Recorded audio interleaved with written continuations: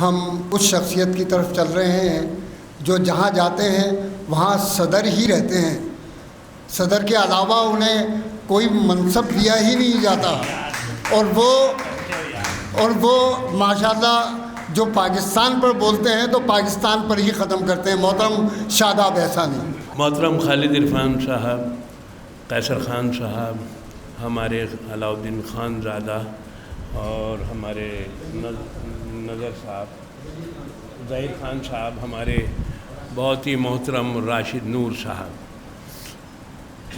اور جہانگیر خان، آج کے نہیں، یہ تو سدا بہار ہیں، یعنی انہیں خزاں نہیں آ سکتی ماشاءاللہ، اسی لیے سدا بہار اس کا نام رکھا ہوا ہے پھول کا، ٹھیک ہے، خزاں نہیں آتی اسے۔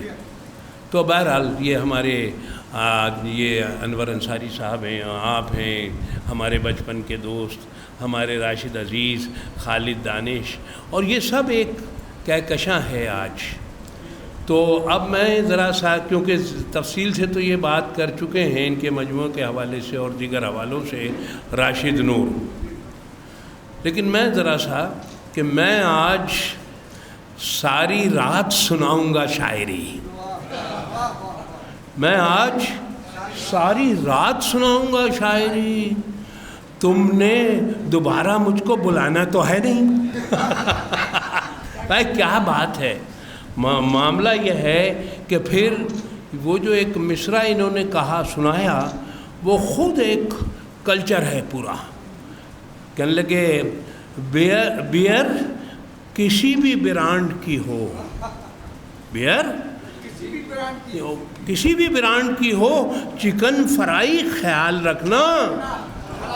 ہاں، تو اب یہ جو ہے نا پورا ایک کلچر اس مصرے میں سمو دیا انہوں نے، پورا یہ امریکہ آ گیا اس کے اندر، سمجھ گیا آپ؟ اور وہاں پر ہم لوگ یہی کر رہے ہیں، کہنے لگے پگ، لا حول ولا قوت نہیں کھائیں گے، لیکن کیا بیئر، ارے کہنے لگے لاؤ یار بہت عمدہ، یہ کھانا ہضم کر دے گی ہمارا، سمجھ گئے، یا وسکی۔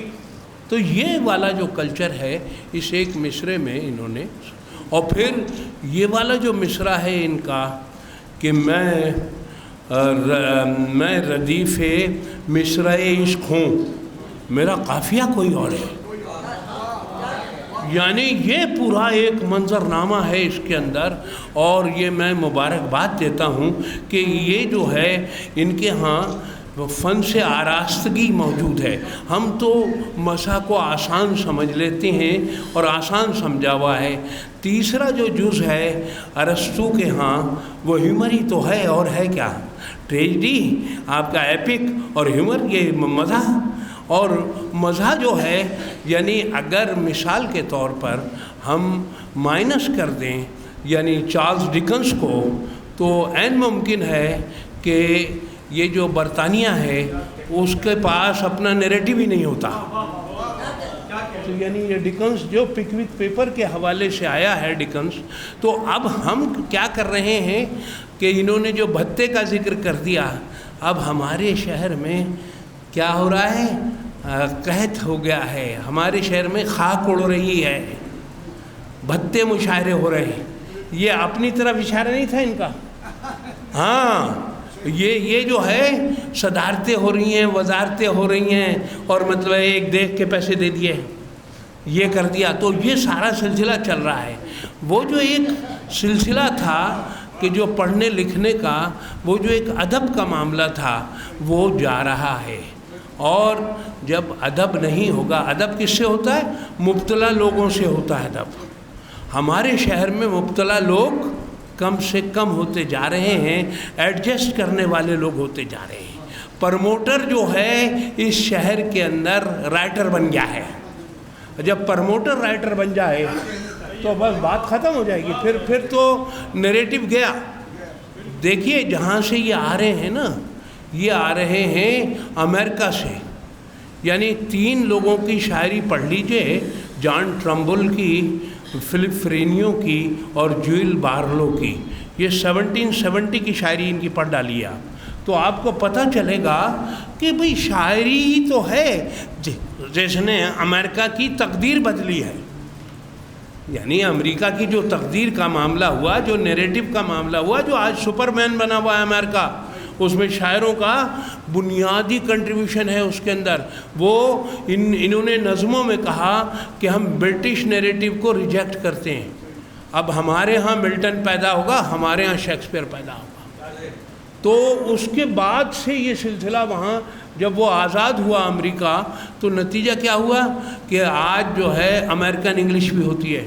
اس نیریٹو میں سپرمین تو ہوا، لیکن آج امریکن انگلش بھی ہوتی ہے.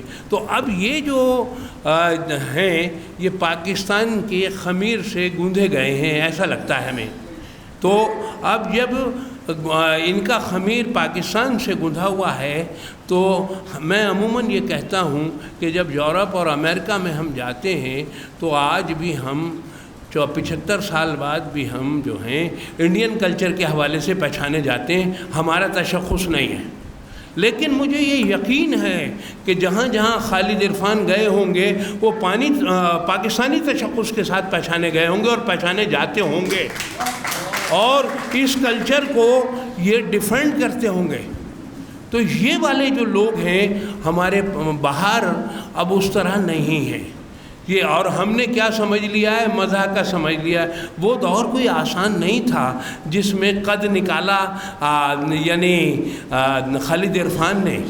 یہ مطلب یہ ہوا 78-80 کا زمانہ ہے، اور اس میں یہ اپنا اور شعر کہہ رہے ہیں چرائے ہوئے ہیں ہم، یہ اپنا دلاور فگار صاحب.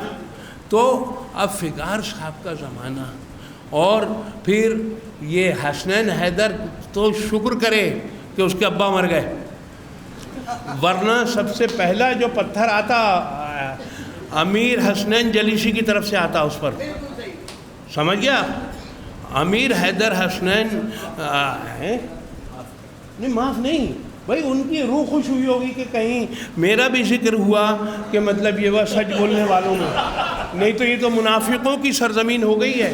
امیر حیدر حسنین کا جو ذکر آیا وہ اس لیے نہیں آیا، مطلب ان کی کتاب ہے بت خانہ شکستہ من، وہ پڑھ کر دیکھ لیجئے آپ کو اندازہ ہو جائے گا کہ یار یہ کون آدمی ہے. اچھا وہ بھی بدایوں کا آدمی ہے، اور یہ بھی میرے خیال میں وہیں کے ہیں. سمجھ گیا؟ تو یہ والی جو صورتحال تھی وہاں صرف مدینۃ الاولیاء کا قصہ نہیں ہے بداؤں میں، بلکہ شاعر اور صوفی یہ دو جو ہیں ساتھ ساتھ چل رہے ہیں. اور اس میں ختم کر دیتا ہوں وہ قصہ سنا کر کہ پتہ چلا کہ 14 برس کا ایک لڑکا جو ہے وہ ایودھن گیا ہے. ایودھن کا مطلب پاک پٹن گیا ہے، اور بابا فرید کا مرید ہو گیا ہے. بابا فرید اسے عوارف المعارف پڑھا رہے ہیں، شیخ شہاب الدین سہروردی کی کتاب. پڑھانے کے دوران خیال یہ آیا نظام الدین کو کہ بدائیوں میں ایک بہت اچھا نسخہ ہے پڑھا ہوا، کیوں نہ میں بابا سے کہہ کر اسے منگوا لوں. یہ تو بہت ہی بوسیدہ سا نسخہ ہے، سمجھ میں بھی نہیں آ رہا. بابا ناراض ہو گئے. ناراض کیا ہوئے؟ کہنے لگے تیرے ذہن میں یہ کیسے خیال آیا؟ تو نے کتاب دیکھی، پڑھانے والا نہیں دیکھا.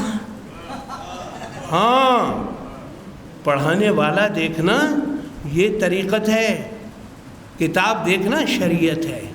تو ہمارے قدماء جو تھے وہ شریعت اور طریقت کے ساتھ ساتھ دونوں کے حامل ہوتے تھے، اور ہمارا جو شاعر ہوتا تھا وہ دانش سے جڑا ہوا ہوتا تھا، اور یہ رحم و کرم پر نہیں ہوتا تھا، یعنی پروموٹر کے.